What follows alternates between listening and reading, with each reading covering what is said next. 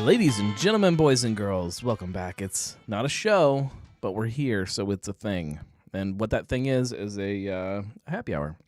An excuse for us to get together and have a drink together and talk about all that is happening in our worlds. Doesn't have to be in the local world of craft beer. It doesn't even have to be beer. Although we will talk about what is happening in beer because of Pabst and whatever the heck happened with them today.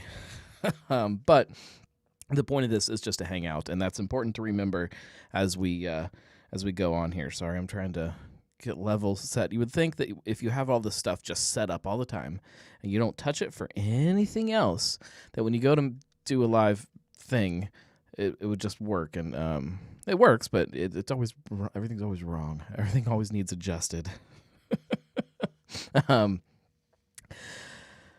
The point of this is to engage with each other, which you guys are doing amazingly right now with the chat. That is obviously the easiest way to do it. Wherever you're watching, which it seems like most everybody is currently watching. I just figured out I can see exactly where everybody's watching. Let me see. Yeah, we have almost everybody watching on Facebook, except for one of you over on YouTube. So whoever's over on YouTube, thank you. You can join the chat this way, the way you guys are right there. Did you say my on-air light is freaking out? I can't tell if it's actually freaking out or if it's just it might be the battery. Hang on, we'll flip it off.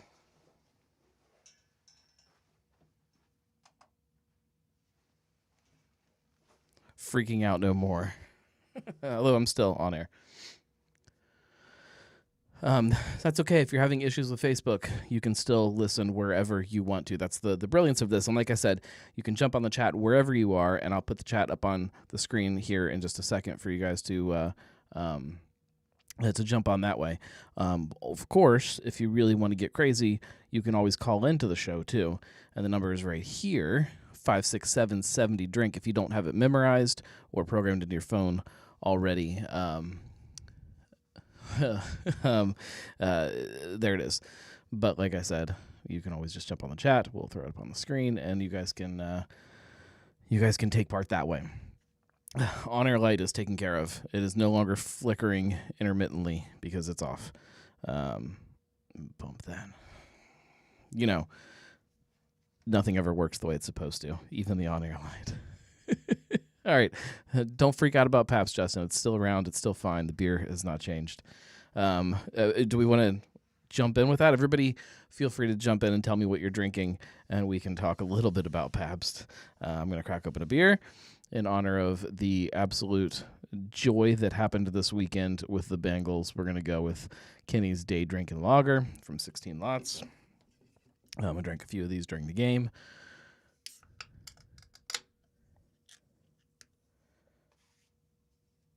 All right.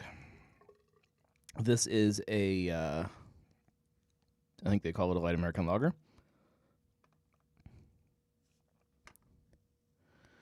When you get down to the bottom, it does have a little bit of a haze protein something that comes out in the very end. So it's not perfectly clear, but lager. And it says light lager. Ken Anderson gave 16 years of his life. Hang on, I can't see without having a light. All right. Ken Anderson gave 16 years of his life, his entire pro football career, to our beloved team in Cincinnati. Now, as charity continues with that same spirit, a portion of the proceeds of this beer helps fund the Ken Anderson Alliance. Here's to 16 years of cheers. 7 IBUs, light and crisp, the perfect beer to enjoy before the roar in the jungle. And, of course, they've got a little picture of Ken Anderson on the can there. Some of the football, I guess, texture up behind the logo there. And then the number 14, football field in the background. Lots of orange and black and brown and all of those colors that you know. Let's see. John is drinking water after way too much craft beer over the holiday. I drank a lot too, not as much as I thought I was going to, but I did drink a lot. All right, Justin says, "Don't scare me. I'm fragile." Let's jump right into to Pabst. This is a social media thing. So Pabst. Of course, I didn't refresh the iPad before I started. Here we go. All right.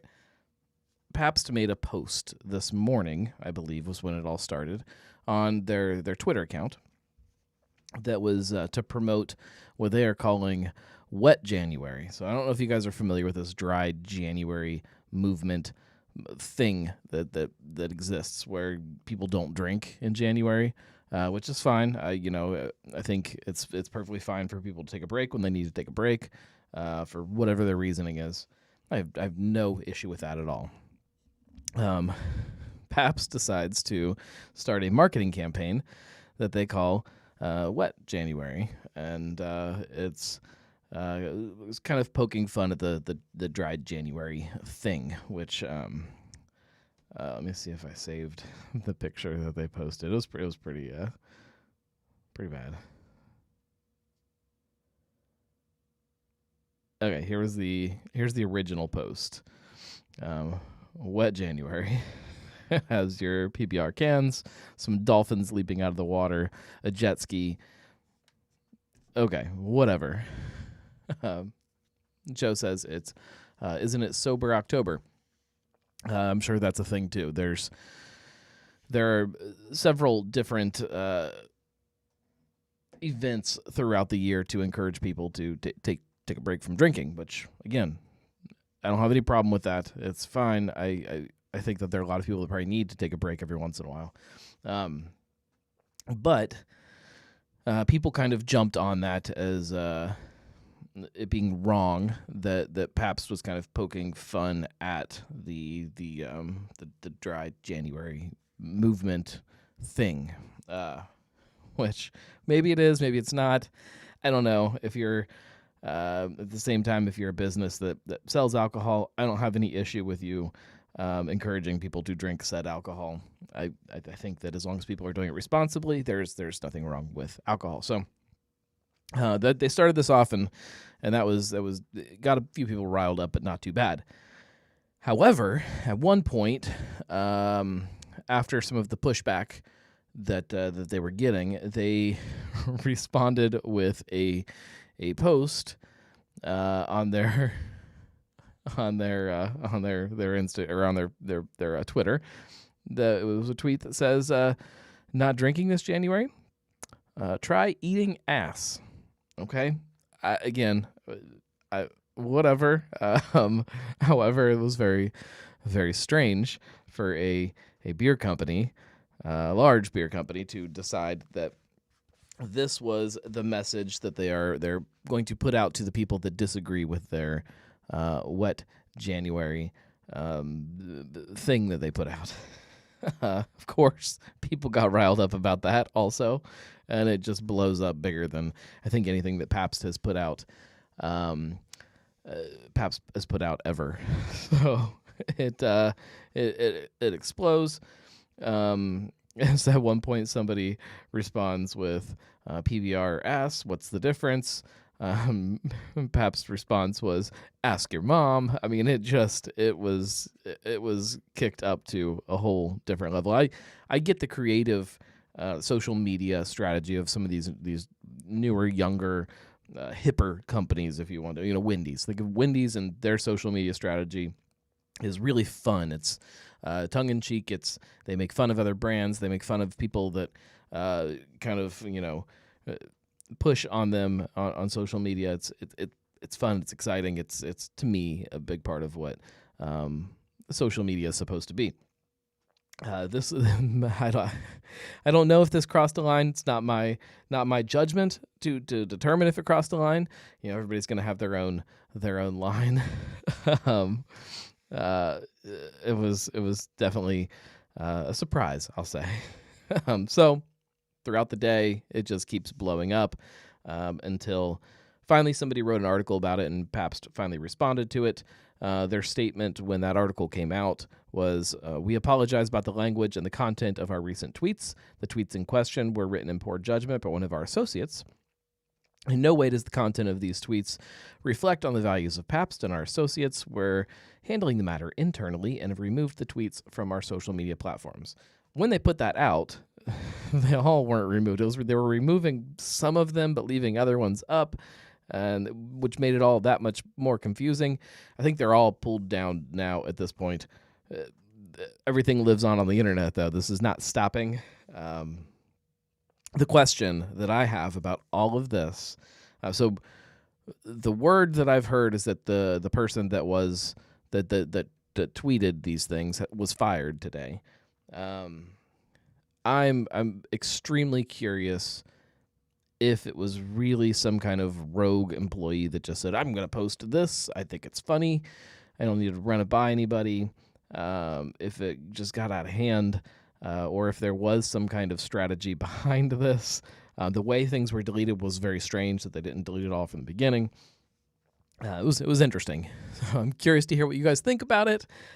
Did they cross a line?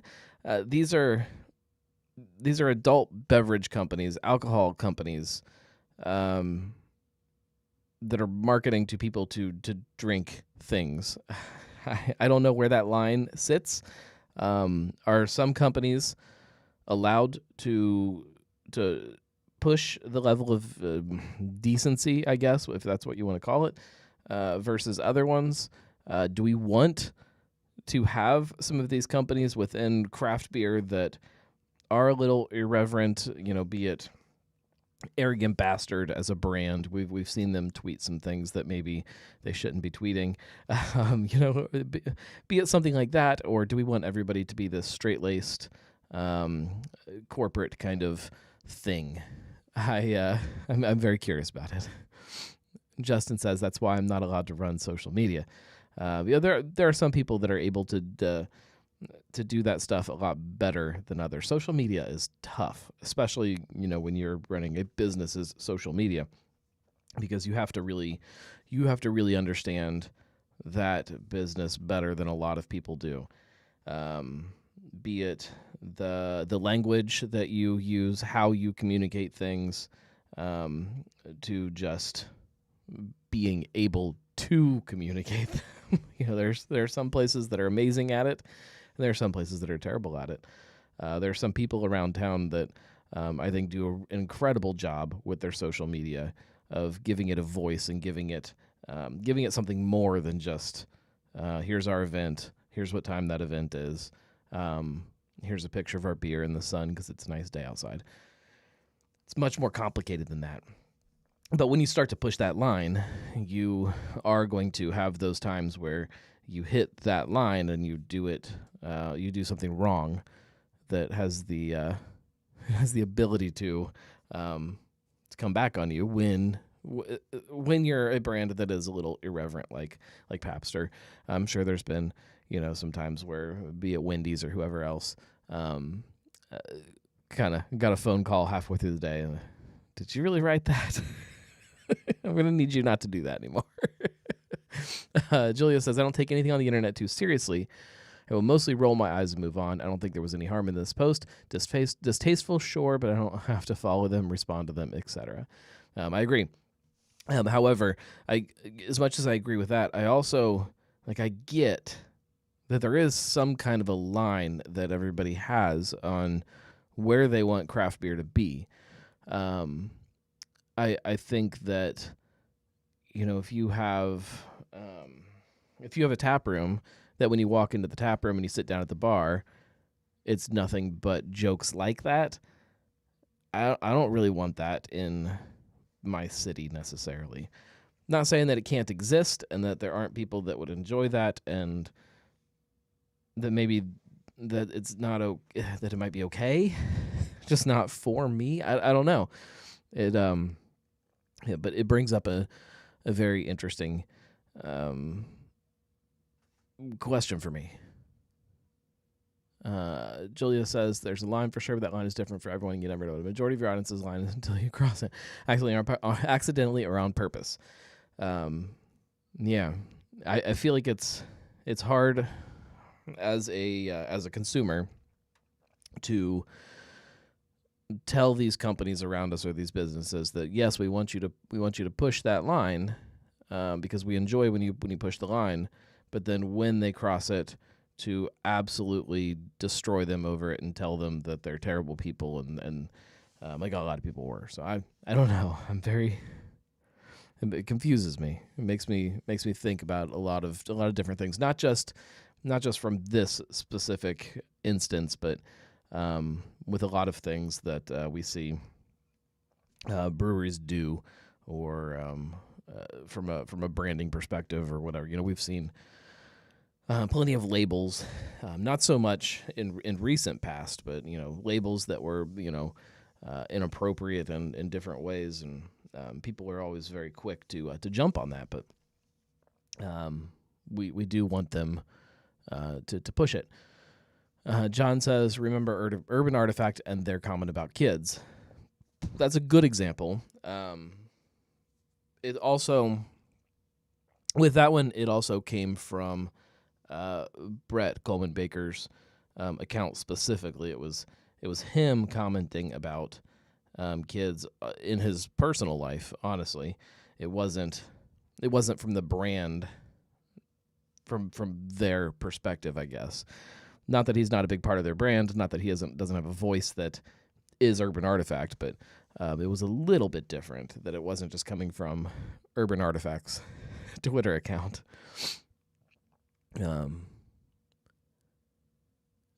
What about the Monterey Bay Aquarium having to apologize for calling a sea otter thick? I didn't see that one. Hang on, I need to pull this up, you guys.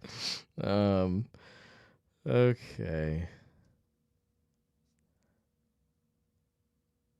Oh, I don't know if I can pull it up on here now.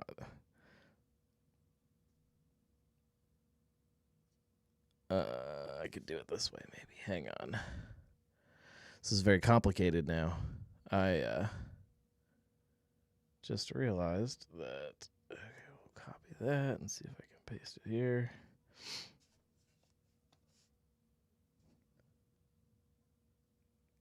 That didn't work.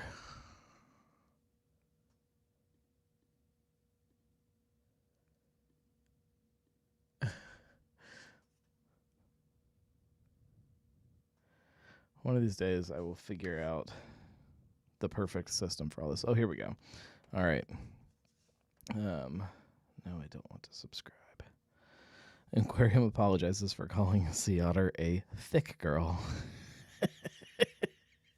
The perfect example. Oh, Lord.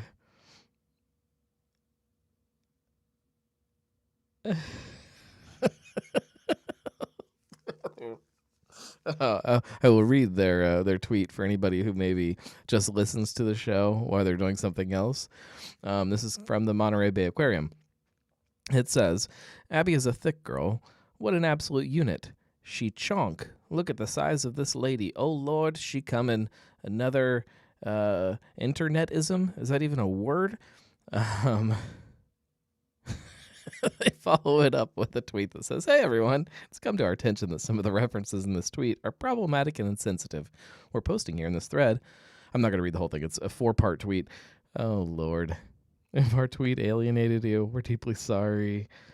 In particular, several terms referenced originated from African-American vernacular English. Oh, man. Yeah. I don't know.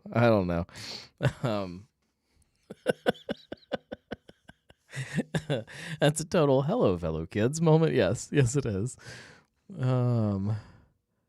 It's the reason I follow their account now. Oh, that's funny. The response to it, I think, makes it worse than the actual original tweet does. Oh, it's hard because everybody's looking to connect with people, to be relaxed, to be natural, and sometimes it just gets away from people.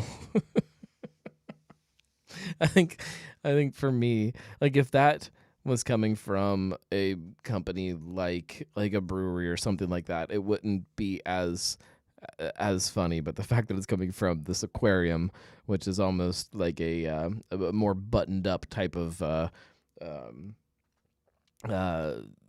account, I guess, like the avatar that you give this person that is the Monterey Bay Aquarium is some kind of scientist kind of guy or lady, and the fact that is the tweet coming out. Oh, that's fun.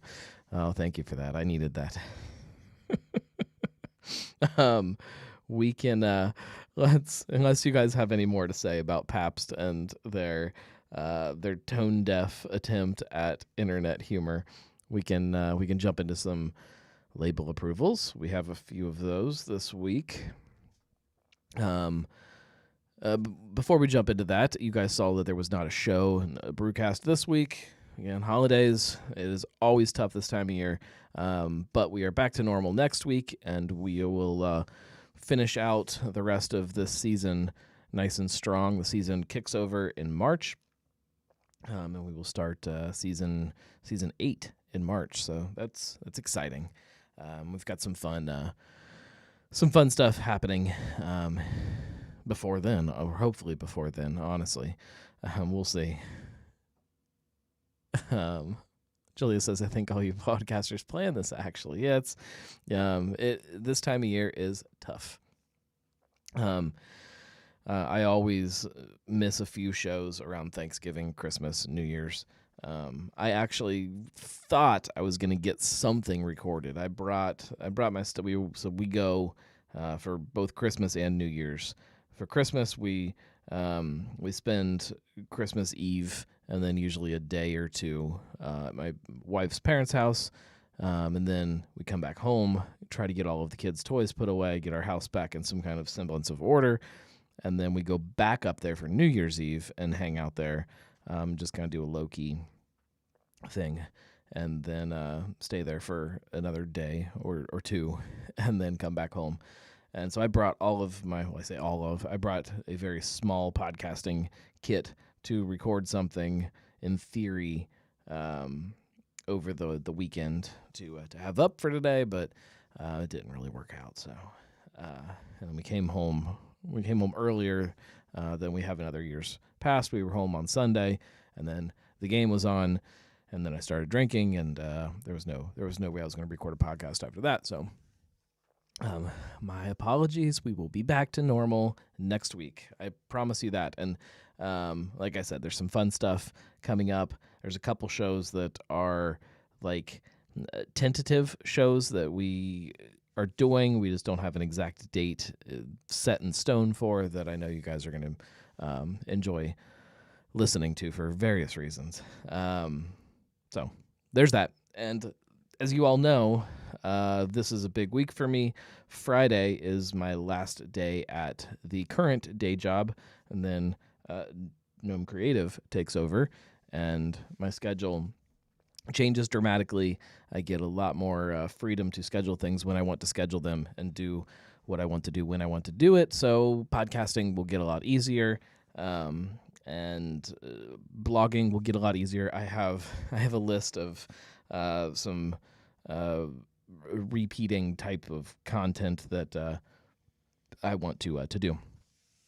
Marcus says, "Where are we celebrating?" I don't know if I should say this because I'll be with like work people and stuff, but I'm going to be at Medley on Friday, drinking heavily. Anybody's welcome to swing by, but like I said, I'll be with a bunch of people from work, so it'll be kind of strange. But anybody, like I said, is welcome to stop by. So it's exciting. I will be talking more about that. That was actually what this week's show is going to be about, is just about this transition and some of the stuff that I have in the works. So some of the ideas that I've been kind of poking at and trying to figure out how they work. It's going to happen now. That's exciting. Some of the things that I've been planning. Marco, if you can't come hang out Friday, I can hang out any day at any time now and celebrate. That's the way it works.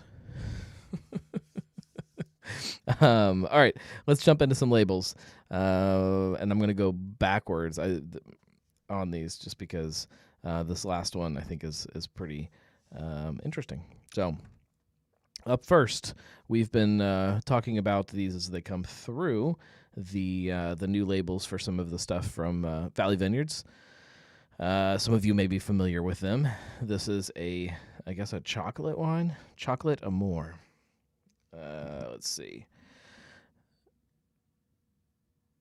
Yeah, see, this enchanting sweet red wine, I haven't read this yet, will seduce you with smooth richness, each sip pulling you deeper into its spell with, I should read this with a very deep voice. This enchanting sweet red wine will seduce you with smooth richness, each sip pulling you deeper into its spell with notes of mouth-watering cherries and raspberries, drizzled with a decadent chocolate finish. From fruit to bottle, our commitment to quality and excellence shines with every sip. So, does this actually have chocolate in it? It says red wine with natural flavor, so I assume so. I'm not typically a chocolate fan. Marco says, I've sampled that. Everyone should get some. Marco Freeman should be reading that. Yes, Marco Freeman should definitely be reading that. I'm curious about it. I'm not typically a chocolate wine fan, so I'm hard to win over. I haven't even taken a sip of my beer yet, you guys. You guys discuss this for a second. Give me just a second here.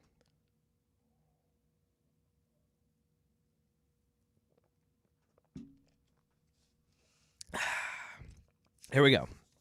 All right, onwards. Here's a good one. This is Orange Medley, an American fruit tart from Urban Artifact, which, as we have learned this year, there is a difference between the fruit tart seltzers, I think is what they call them, the American fruit tarts, and then the Midwest fruit tarts. And those are in order of kind of boldness, we'll say. We'll talk about the Small Batch Society. The seltzers are obviously the lightest. They are super easy drinking, low alcohol, low everything. They are except fruit, light and refreshing.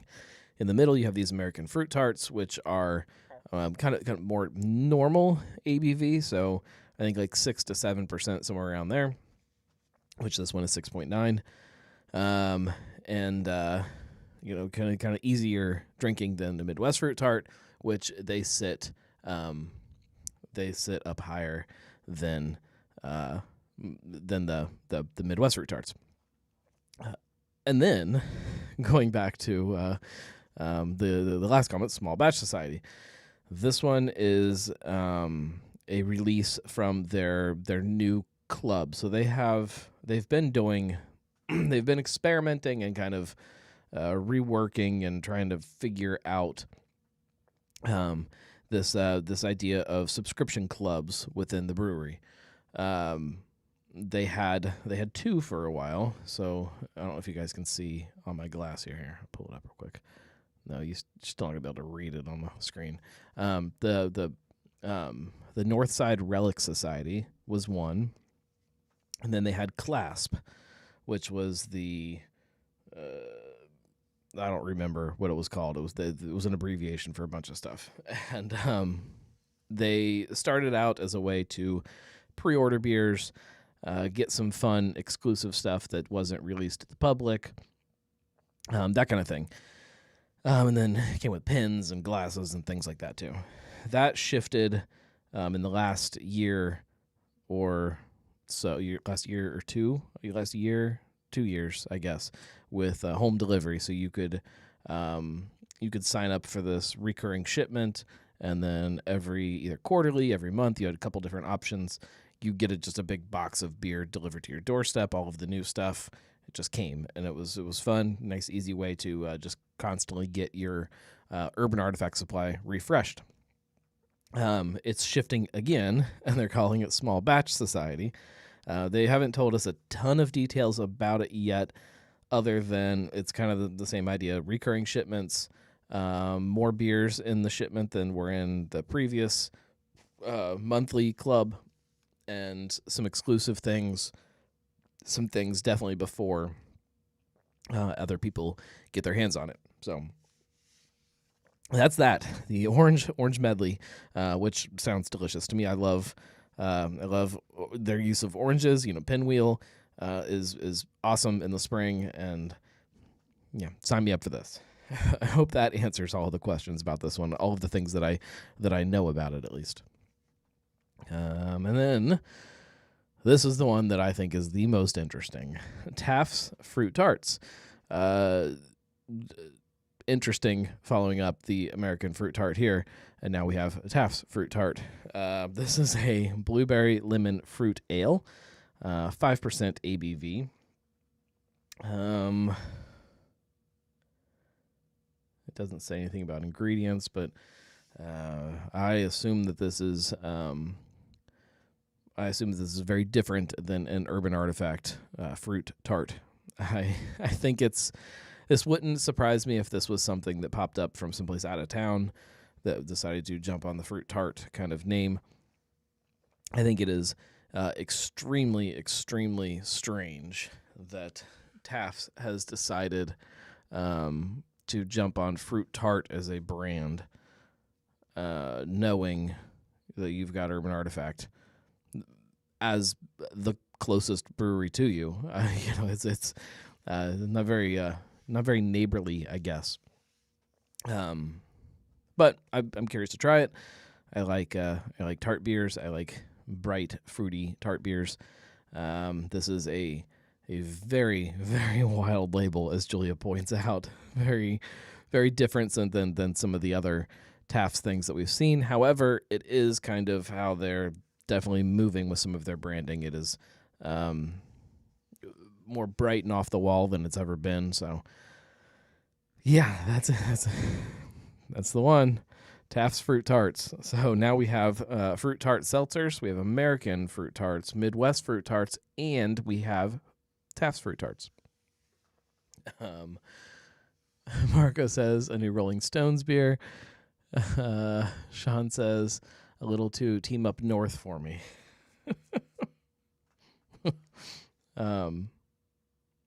Yeah, this is an interesting one. That's all the labels. There wasn't a ton. Again, around the holidays, not only are there no new brewcasts, there are not a lot of new labels to get approved. So there wasn't a lot of news this week. Not a lot of craft beer hubbub going on. So there's not really a whole lot else that I've got on my my schedule to talk about, unless there's anything you guys want to chat about before we start wrapping things up. I'm really, really excited about this week, or I guess following this week. This week's still normal. I was off today because of the holiday, but I stayed home with the kids, so got nothing accomplished today. Got a couple little things done in the morning, but then once they were awake, it was just chaos all day. I thought, oh, this is my last holiday. I'm going to be home. I'm going to get a bunch of beer drink. I have this huge backlog of stuff that I need to get notes written on, and I had time to drink one beer before my wife got home at 6, and then drank one for dinner with her, and then cracked open this one. So an entire day off work, I got to have 3 beers, which is disappointing for me. But like I said, next week is going to be a whole different ball game for me. And this week, during the week, I've got a couple fun events going on. I will be going to a soft open for Esoteric's new food, which is that chicken place. What's it called? Let's see if I wrote it down. Oh, Decibel. That's right. Decibel Korean fried chicken. They are opening, I think, next weekend. This weekend? I think it's maybe this weekend. Korean fried chicken is fried chicken. You guys know fried chicken, but you double fry it. So after it's fried, you fry it again to get it really crispy. And then they have different sauces that they're pairing with them and stuff. I think it's perfect for drinking food. And so I got that going on this week. We have obviously the end of work, my retirement party, I guess. So I'll get to go hang out at Mad Tree for that. which I haven't been there since they put the non-alcoholic beer on tap. I don't know what it says about me that I'm really excited to try their non-alcoholic beer, but I'm going to try that, and then I'll probably drink things with alcohol too. And then this weekend is Dogberry's anniversary also, so I'll be stopping by Dogberry on Saturday for that. Sean says, did you already talk about the beer city rankings? I'm not a fan of how they calculate it or the fact that Pittsburgh is now number one. I didn't. I didn't even read the article. Let me pull it up real quick. I saw that Cincinnati is no longer number one on their list. But so do we remember what the website was?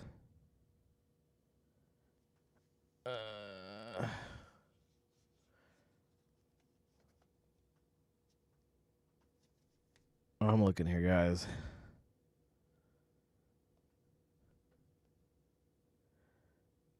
It's funny because just my smart asset. Hang on, I'm getting it, guys. I typically don't even read these because I get so annoyed by how they calculate it. Now, I'm all about anybody that wants to put a list together and say that Cincinnati is an incredible beer city. That's fine for me. But the lists are just done to drive traffic to a site and to get links back, and it's so yeah, we'll talk about it. So they in the beginning here they talk about why it's exciting. All right. So Smart Asset puts this list together every year. They compared 366 cities off the following metrics: the total number of breweries per 100,000 residents, average number of beers per brewery, bars per 100,000 residents, and the average price of a pint. That's always how they figure it out.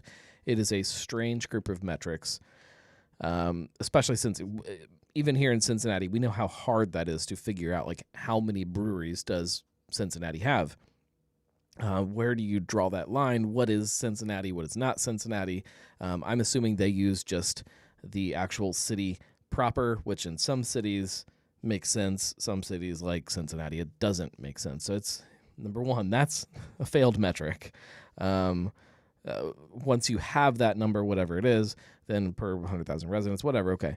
The number of beers per brewery, I think, is really, really strange too, because there are places that crank out a ton of different beers that aren't great beers. That doesn't make the city good. If you are, if you have a bunch of old breweries that have been around for a long time, that by the very nature of it makes you better because you have more beers that are there. Whatever. Okay. And then price per pint. Also really hard to figure out in a strange metric because cost of living is very different no matter where you are. So it doesn't make you a good beer city to have cheap beer. It doesn't make sense. Joe says that number of medals should be a metric. I actually kind of agree with that. I think that would be a good metric to throw in. So their key findings are that the top 10 cities are overflowing with breweries. Okay. 2 cities share the same name and the same love of beer. The Portlands, they're always amongst a lot of the top lists. I think, all right, so we'll run through the list. Number 1, Pittsburgh, Pennsylvania. It says that Pittsburgh has 28 total breweries, which puts them 15th out of all of their cities, which I think is crazy to think that 28 breweries would be the 15th highest number. And 27th for breweries per 100,000 residents, which is 9.4. 23rd most bars with 29.1. That makes more sense. A pint of beer in Pittsburgh will cost you $4 on average, tied for 100th cheapest there are 100 places with cheaper beer than $4. Holy crap. And meanwhile, breweries in Pittsburgh feature an average of 68.5 beers. Not that you can go to a brewery and get 68 different beers. I think they just pulled up Untapped, and here's how many beers they have listed on Untapped, which is also like a stupid metric. There's places around town, the places that are up on their Untapped account, their list, they'll pull old beers off of it so people don't accidentally check them in instead of a beer that's actually there. Like that's a good thing to do, and yet it would hurt you in this ranking, and it's a flawed metric. All right, so the list of cities: Pittsburgh, Bend, Oregon, Milwaukee, Cincinnati, Asheville, Fort Collins, Austin, Texas, New Orleans, Portland, Oregon, and Portland, Maine.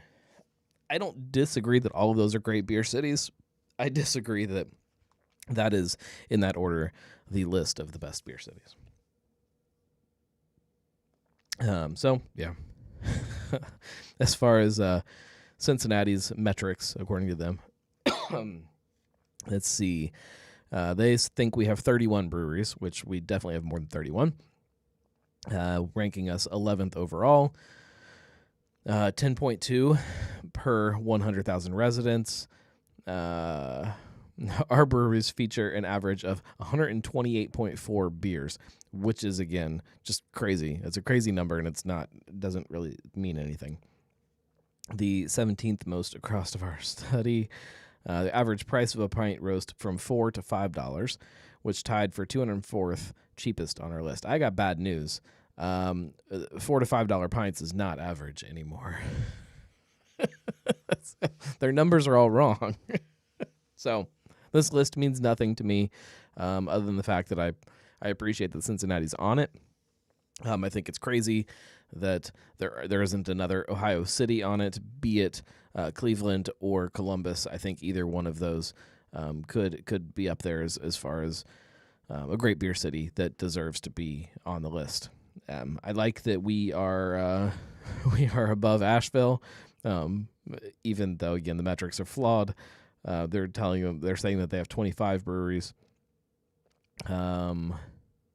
Ranks them second overall for breweries per 100,000 residents, and 29th for average number of beers per brewery.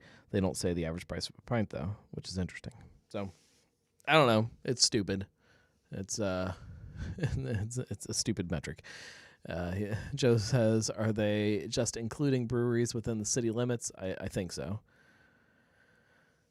Sean says, is it the $2 PBRs and OTR that help drive the price down? I think so. Like, I really think that factors into it a lot. The it's not the price of a pint in a brewery; it's the price of a pint in the city.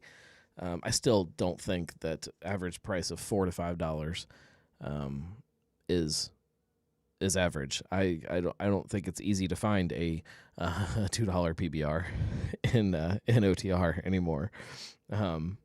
In some of the outskirts, you might be able to find that, but that's not within city limits anymore, and that's not being factored in. And so, my final assessment is that the list is stupid, and I think, not that I haven't made lists on my website and that I won't keep making lists because people like to read lists, but they're all dumb.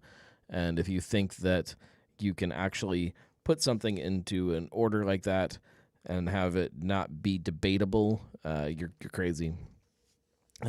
It should, in theory, you should be able to find some actual solid metrics about something, and then put it into a list. Like, here is the top 10 breweries with the most beers in the city. Like, okay, that's something that you could figure out. But then as soon as you say that this is the best place to do this or the best place with this, it's an opinion, and you're wrong.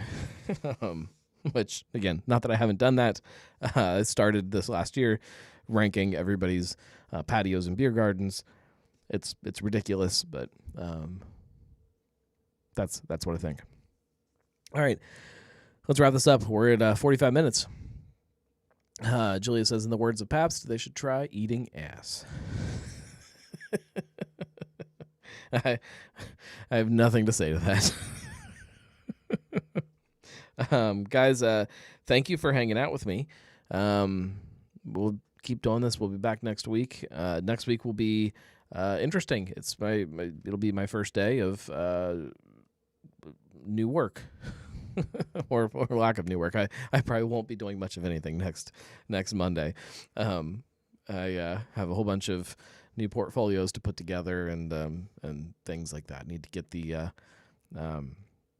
website up to snuff. Although I guess I can give you guys I'm sure some of you guys have been to it already, but the new website is new website. The other website that I run, Gnome Creative. This will fill out more over the coming weeks or months with some more stuff. So it'll be fun if you like that sort of stuff. And if you know anybody that needs any kind of photography, videography, or audio production work, send them my way. GnomeCreative.com and I can definitely help people with that. I need to help people with that because that is now I pay the bills. Which, thank you to you guys for supporting all of this, however you do, because it does help a little bit pay the bills, especially those of you who support on Patreon. That does help pay the bills for all of this part of things, the podcast and all of that. So if you want to, go to thenarlygnome.com/support, and you can help that way. I'll see you guys next week, or you'll see me next week, and I will talk to you next week. I'll see your words and your little pictures of whatever social media platform you're on. But we will be back. Thank you very much, guys. Everybody have a good night. Cheers. We'll talk to you soon. I didn't get the little outro thing ready.